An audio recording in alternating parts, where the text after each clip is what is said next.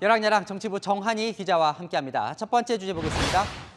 조희연 서울시 교육감, 유학을 추진하는 겁니까? 네, 정확히는 추진이라기보다는 구상을 밝힌 건데요. 이름하여 농산어촌 유학입니다. 서울의 초등학생이 한 학기 정도 농촌, 산촌, 어촌으로 유학을 다녀올 수 있도록 준의무화를 생각하고 있다, 이렇게 밝혔습니다. 기후위기 시대에 생태 감수성을 키울 수 있다, 이런 이유를 대고 있습니다.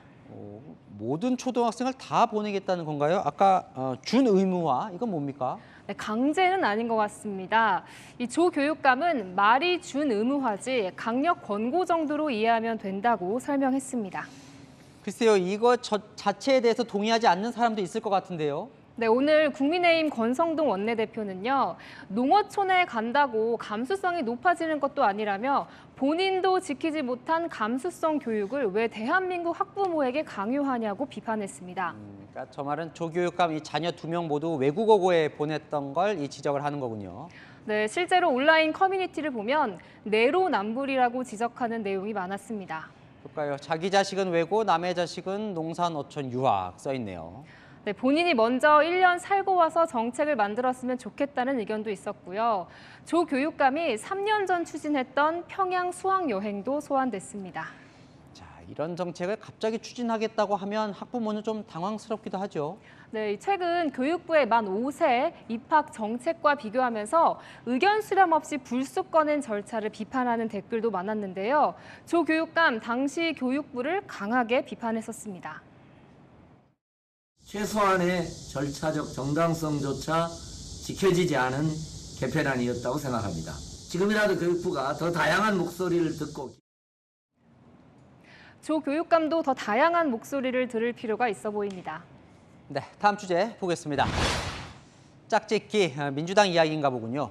네, 민주당 전당대회에서 이재명 의원을 지지하는 당원들이 전략적 짝짓기 투표를 독려하고 나섰습니다. 이번 주말 부울경, 충청권 순회 경선을 앞두고 온라인상에서 공유되고 있는 게시물들인데요. 그러니까 당대표의 이재명 의원 사진이 있고요. 자, 최고위원은 친명 1조, 친명 2조. 이건 뭡니까? 네, 최고위원 선거는 1인 2표제입니다. 한 사람이 2명을 고를 수 있는데 이를 이용해 전략을 짠 겁니다. 현재 5위권 안에 4명의 친명 후보가 있는데 이들을 모두 당선시키기 위해서 친명 후보 2명씩 짝을 지어 4명의 후보 모두에게 표를 고루 주자는 겁니다. 현재까지 누적 스코어를 보면 2위 고민정 의원을 제외하고 모두 친이재명계입니다.